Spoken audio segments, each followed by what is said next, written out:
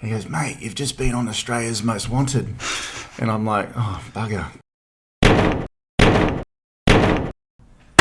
G'day and welcome to another Carnage House production. Today we've got a very special guest, as we always do. They're all special, but this one in particular, we have a motivational and high performance speaker, an entrepreneur, probably the best real estate agent in Australia. He's made the trip all the way down from Terrigal to Sydney to see us, to be on the Carnage House. Matt, thank you for coming on. How are you going? No sweat. Good, thanks. Thanks for having me. No worries. You've actually got... I actually don't really know how I came across your profile on Instagram. Obviously, your Instagram marketing is working. But I saw it, and I saw the kind of your story and how you're going and the content you're producing. I thought, well, we should try and talk to this guy. Yeah. He's got it going on. He's got the Instagram content down pat. We'll drop a link in the bio and all that type of stuff, so you can go find Matt and see what he's doing, see what he's about. But I just thought we might start with your story, if we could. I mean, I'm sure you've done it thousands and thousands of times, and you probably get... You know when a singer sings a song and it's like... from 1985. For sure, 100%. It's the classic, the modern classic. If you could, just for the listeners, because we've got, I don't really know if any of our listeners have heard of you, Probably not. if we even have any listeners at all, I don't know. But if you could just give kind of like a 2 or 3 minute rundown of who you are and what makes Matt. What makes Matt? So down here, in Sydney actually, I used to be like an underworld criminal sort of thing. And involved in lots of different things, and I was a bouncer on Oxford Street. Oxford Street's dead these days. It is. It used to be the party scene when I was younger. So and the Cross is like the party place now. Yeah. It was like the opposite before. Yeah. So anyway, I got involved in all of that, and just developed like I could see in that world. The bigger you were, the scarier you were, the more connected you were. It's like a currency. Yeah. So I was very young. I was like 18, and I thought I want to be one of those guys. So I set out to, get as connected as I could and as big as I could and all of that. And then I ended up just becoming this maniac. Yeah. Like I became a drug-fueled, crazy person. Yeah. And used to do all sorts of things to people. Yeah. So I got sent to Terrigal. So I used to sort of work for a group of people, and then they were opening a brothel. And they sent me up to Terrigal to go recruit some girls and whatever. I was like reasonably okay looking back then. And so I went up there and I hooked up with, some bikers up there and different people. And I met a guy called Dino. Yeah. Who's still my best friend today. Yeah. And a girl called Karina. And it was her 18th birthday at the nightclub in Terrigal. There's only one nightclub. It was like a little country town. I haven't even heard of it. Yeah. So I didn't even know there was a nightclub in Terrigal. Yeah, small place.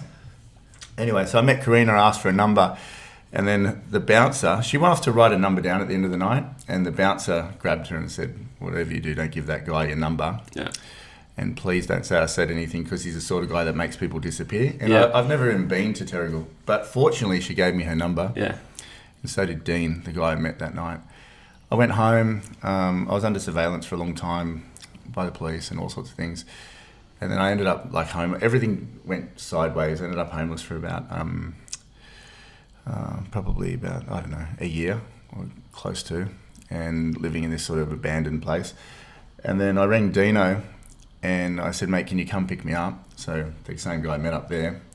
I said, I'm going to be dead or in jail any day. I can just feel it. Mm-hmm. Had contracts taken out of my life and all sorts of things. But so he just came pick me up, and I left with what I was wearing. Yeah. I was in a bad way though, like mentally and emotionally. Sure. Drug habit was through the roof, and he just gave me a place to stay. And after about 9 months, I rang an ex-girlfriend in Sydney, the one that actually lived in Kambala Road, just around here somewhere. Just around here. And I said to Lise, I'm in a bit of trouble, and she's like, yeah, you've left a mess down here, massive, because you can't sort of just leave what I was in. It's hard to explain. Yeah. But I said, what do I do? And she goes, why don't you get into real estate? And looking back, I don't know if she was joking or not. Like I think she thought all real estate agents were like criminals or dodgy. Yeah. And I'd be like perfect. Yeah. I don't know. I just took it literally. Maybe she didn't know what a real estate agent was, I don't she was think so. confused about something else. No idea. But I just rang everyone in the yellow pages, and this lady gave me a job. Mm-hmm. And I just used to walk the streets every day, all day, knocking on doors. asking if people would sell their house. Did that for years. Yeah. Mm. Yeah. And I had no car, so I just used to walk everywhere. Yeah, that's good exercise, but obviously it's Exercise. it's one of those things. Like you can see that he's a fit guy. He's done the Bondi to Bronte this morning. He loves walking. Obviously, that's a bit of a common theme in this story. But real estate. Do you enjoy it? Is it something that you love? Are you glad that you kind of? I tell you what got happened. into it? Yeah, I am, because it's like it suited my personality. Still does. Yeah. So a year after I got into real estate, I got the bus home, and I was renting a room off this elderly lady called Tina. And Ray, who owned the fish and chip shop in Killarney Vale, was where Killarney Vale was like the boondocks of the Central Coast. It was like there's nothing there. Yeah. And I got home, and Ray rings up, and he goes, "Hey, Matt, how you going?" And I'm like, "Who the hell is this?" Like, no one had my number. I was semi in hiding. And he goes, "It's Ray from the fish and chip shop." He was an old heroin dealer from the Cross. He was in hiding too, I think, up there. Okay. And he somehow got the number. And he goes, "Mate, you've just been on Australia's Most Wanted." And I'm like, "Oh, bugger." So I had to go hand myself back in after a year. Yeah. And then I went to court. And the judge, at the end, I was engaged to Karina by this point, and we had a baby on the way. And anyway, Karina's mum came and testified, and the old lady came and testified, and they were all crying how I've turned my life around and all of this. And the judge looked at me and she said, "Matt, I just don't know why." She said, "You should be going to jail for quite a few years right now, today." She said, "I just see some good in you. I'm going to give you a second chance." Yeah. I had to do community service for a long time, and it took me 8 years to pay back the fines. But I walked out of there, and I said to Dino, I rang him and I said, "Mate, I'm going to become Australia's #1 agent. Yeah. That's what I'm going to do." And I did. And aside from that, real estate's a bit like selling drugs. You just got to find the person that wants the thing and whatever, and it's the same. Yeah. It's exactly the same. Yeah. It's a pretty incredible story, and I've thought about it. You know, like it's often you hear stories of people who do turn their lives around and things like that, but there are so many who just don't. Like, Lots. do you think there was a critical moment where you thought, I have to turn it around? Or do you think, like, is there a particular point where you look back and say that was it? Or was it kind of a process of you kind of slowly dragging yourself up by the bootstraps? Yeah. I don't know. I think people talk about rock bottom and things, but I think you got to hang down the bottom for a while. So it's not like you hit rock bottom and off you go. Dino and I were driving home one night. So when I was at his parents' house for 9 months or so, I was that bad. Like, I was in a drug psychosis. I was like, no good. And I used to just draw stick figure people in the room all day, every day. It was and I called them Duncan. It was like, it was pretty left field.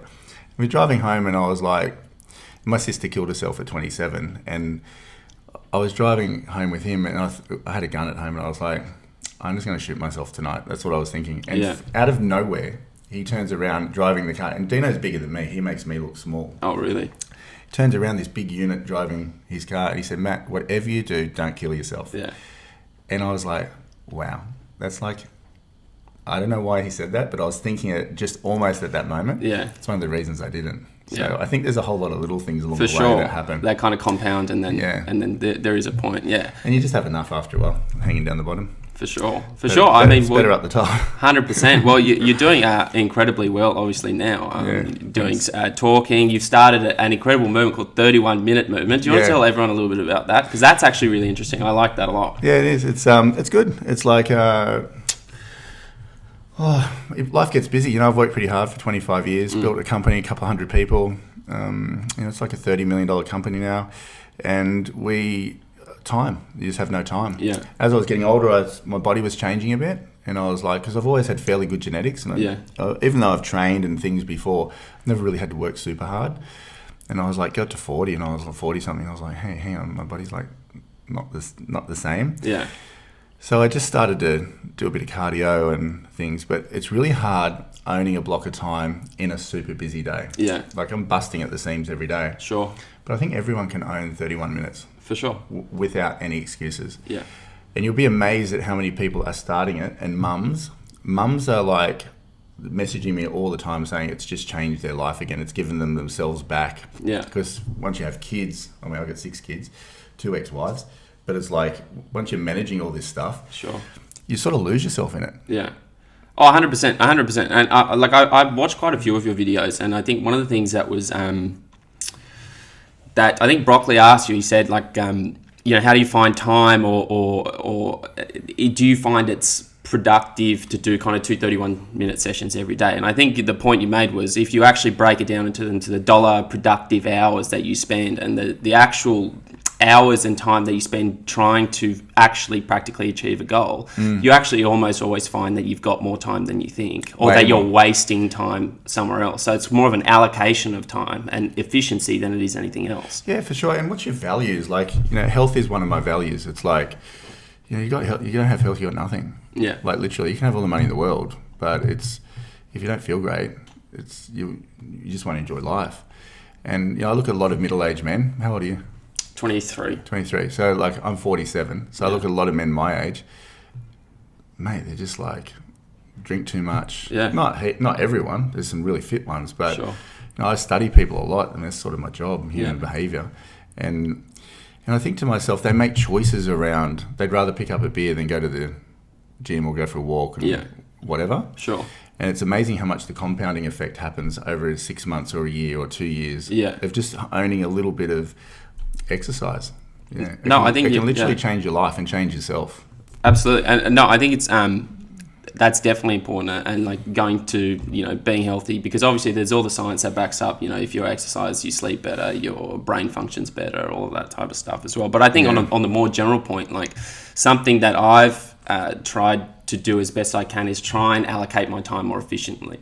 Like, as I'm trying to do this, me and my brothers are trying to do interviews and build kind of a business as well as working Monday to Friday. Like, it's allocating time more efficiently just becomes more and more important as you get older. It does. There's tasks that will move your business forward. So 31 minutes is, it's just not about fitness, but fitness is a great indicator because you can see it pretty quickly. Sure. Like, if you don't take care of yourself for 6 months, you can see it. Yeah. So if you go partying for 6 months straight, I'm sure you have an odd party now and then, don't you? Oh, every now and then.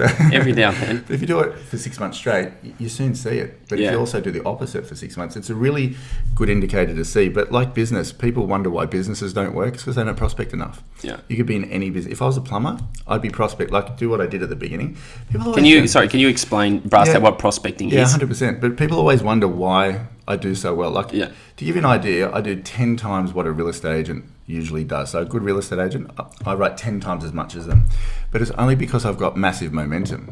So I did all the stuff that people don't want to do for years and years and years. So like yourself going out there and saying, knocking on every door and giving people a podcast card, saying, listen to my podcast. If you did that for 10 years straight and met 30,000 people, imagine where your podcast would be. Yeah, that's a good point. 100%. Yeah. So you can relate it to anything. If I was a plumber, this is Bellevue Hills, this is a wealthy suburb right here. Most people would think, you don't door knock in wealthy suburbs. Yeah, you do. They're just people like us. Yeah. So imagine having someone that walked the streets every day and knocked on 50 doors a day. That's all they did. Say, hi, I'm Matt's Plumbing. If you ever have a problem, call me. They're either going to remember you because you made the effort to do it, or you're going to find a lead. That's why businesses don't work. You reckon it needs to be, there's got to be kind of more grassroots. It's complicated. Yeah. It's all of this. Analytics and stuff. Yeah, my goodness, forget about it. I don't even use a computer. I don't use any. I use my phone, and that's it. Yeah. And if I went to another place and had to succeed in anything, I'd do exactly what I did. Yeah. And it's hard, and it's mind-numbing, and it's just boring. But that's why I've done really well. Yeah, 100%. 100%. I think you're absolutely right. I think it's very easy to just kind of throw money at kind of online advertising and all that type of stuff and just kind of throw your hands up and expect it to work. That's part of it. Yeah. That's part of it.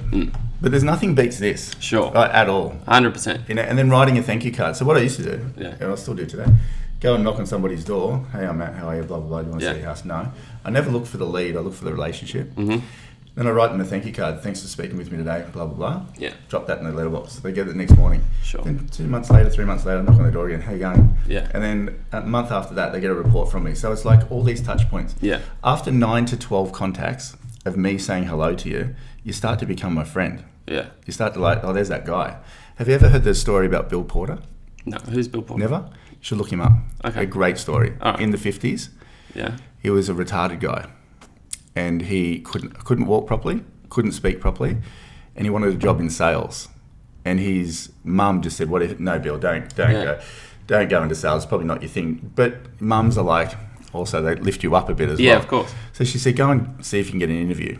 he got an interview with he got onto the CEO of the largest sales company in America in the 50s and said, just give me a go. Give me your worst area and just give me a go at it.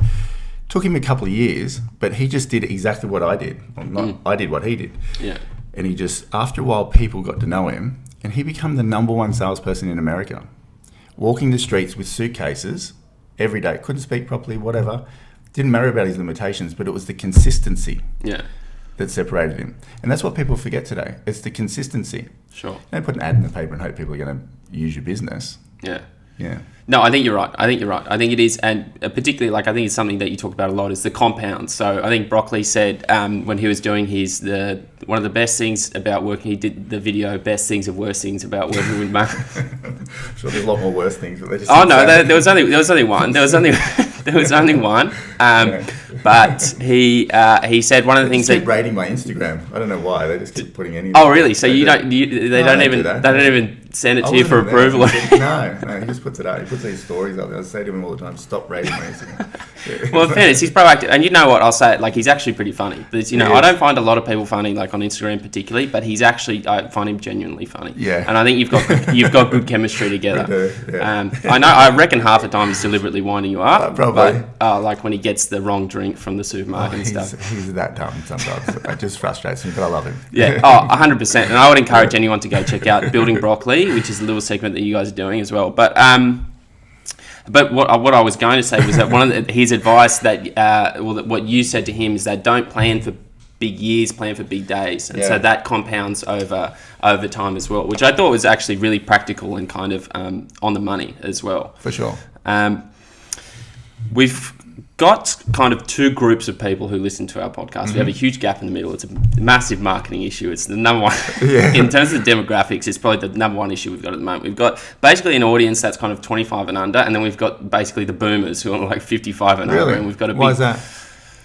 I'm not really sure. I think we've interviewed people before that they might like or be interested in. So we've got this kind of chunk in the middle. But you are basically an expert in real estate by consequence of the fact you've been in it for so long and you're so good at it. Yeah. So by default. Yeah. By default. Oh well, but I mean, you're one of the best agents in Australia. But people my age are looking at potentially, like saving up for a property if they can, or trying to put a deposit down, or there are also people who are much older, like in that other bracket, who have downsizing or doing whatever.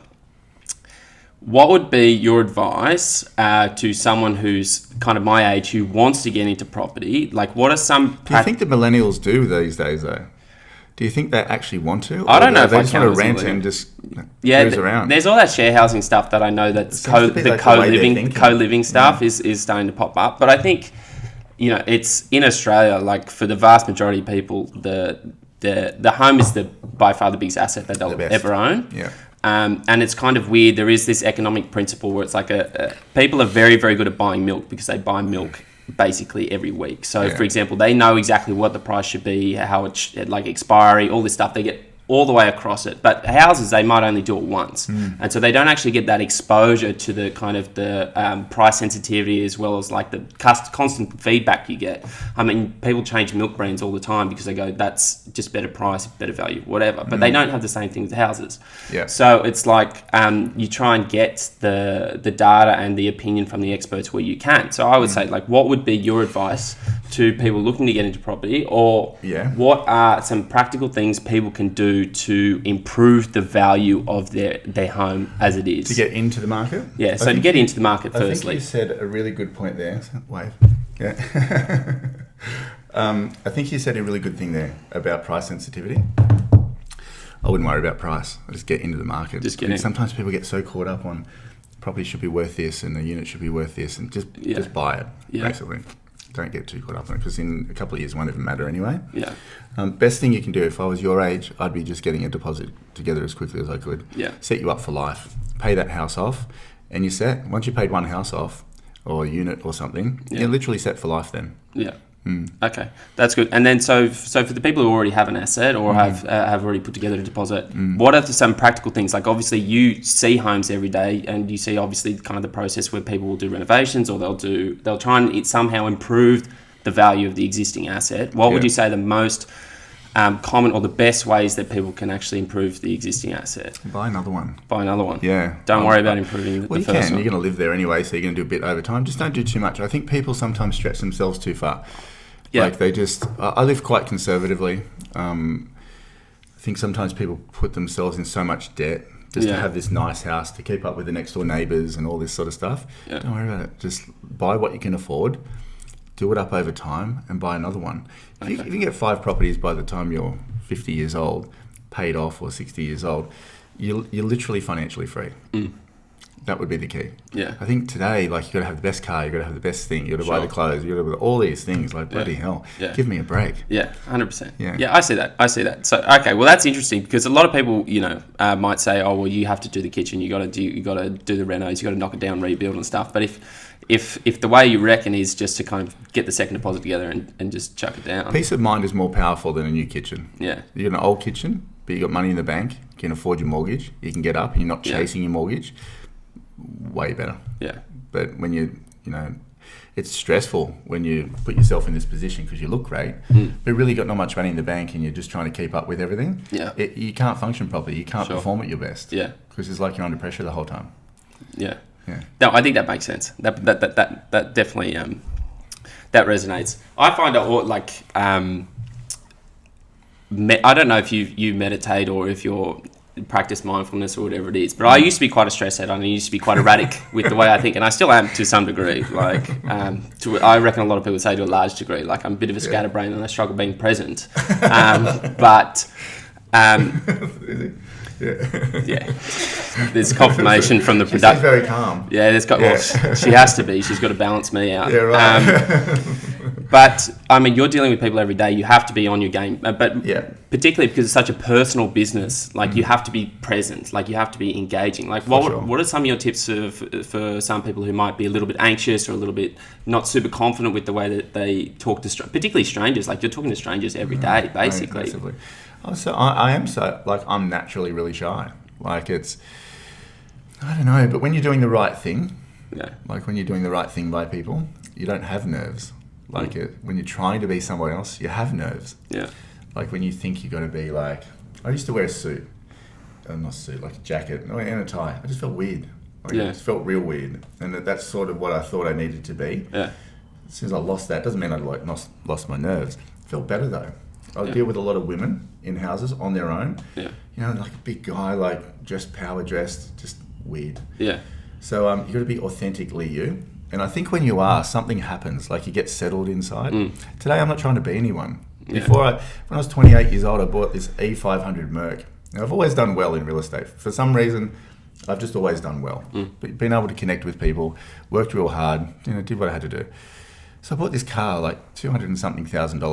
It is a nice car, the E500. A waste of money. And then driving around, like why? Yeah. Like I'm got this huge loan on the thing. It's but why? Because people thought I was successful. Like, is that why? And you really got to ask yourself why you do these things, because I reckon half the anxiety comes from yourself, putting pressure on yourself. When you got no pressure on yourself, you're different. Yeah.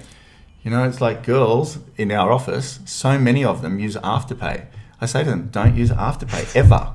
Afterpay means you don't actually have the money. So you're not going to have it later. You just don't have it now. Yeah. Stop using it. So people do all this stuff, and then they wonder why they're stressed. Yeah. Afterpay is an interesting one. If people, some of my friends will know that for at university, because I did finance, we did evaluation subjects where you have to value the kind of the stock, and it comes to an end share price. And we actually did a project on Afterpay, and it took forever. And I think it was trading at about $3.30 or something like that, and we valued it at about 30 cents. This is not a pump and dump scheme for some pyramid scheme on the ASX, by the way. No. But we did it, and it was about 30 cents. And the interesting thing about Afterpay is that they've got this huge, enormous loan. So that's how they actually finance the difference. So they actually pay it, kind of the whole installment to General Pants or whoever you're paying it for, and then you pay them back. So they've actually got this enormous loan. It's called a revolving debt facility, and basically they've got it at a pretty cheap rate now. But it's contingent. Their effectiveness is contingent on whether or not interest rates go up, because they have this enormous facility that's constantly going. So if you ever see stressful environment to be in. Oh, 100%. Wow. 100%. So if you ever see Afterpay, go to the bottom. You know where you heard it here first. It's on Carnage House. It's on Carnage House production. So far, the pick hasn't really worked out, and I've basically looked like an idiot since university. But if it ever drops, then you know where to come to first. Yeah. You would obviously beat. Thanks for that finance. Yeah, there you go. Little thing. Yeah. That's all right. Well, I mean, it is what it is. I just thought because you brought it up, like whenever I see Afterpay, like at the store, I have a little chuckle to myself, and I think, oh, are they going under yet, or what's going on? Yeah. But you would obviously deal with a enormous variety of people as well at doing your job.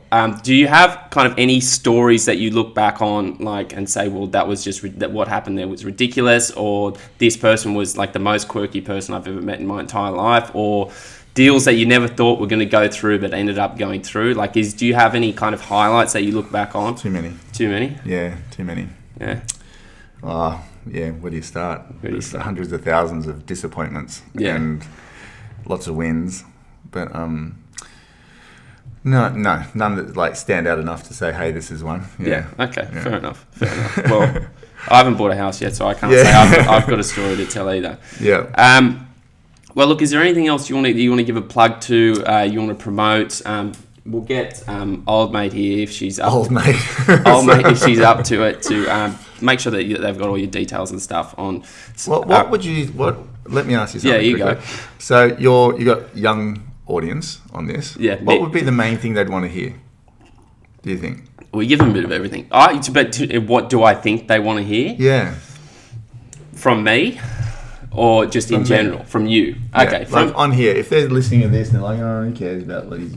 Whatever, 31 minutes, whatever. Yeah. What would they want to hear? Okay. Well, I reckon your story, 100%, but I think that's engaging, and a lot of young people can identify with kind of the idea of you're drifting, you don't really have a purpose, you don't really have something that you're aiming at, and kind of that process, even if they're not kind of sleeping in containers or whatever. What do you reckon the biggest challenge is for kids your age?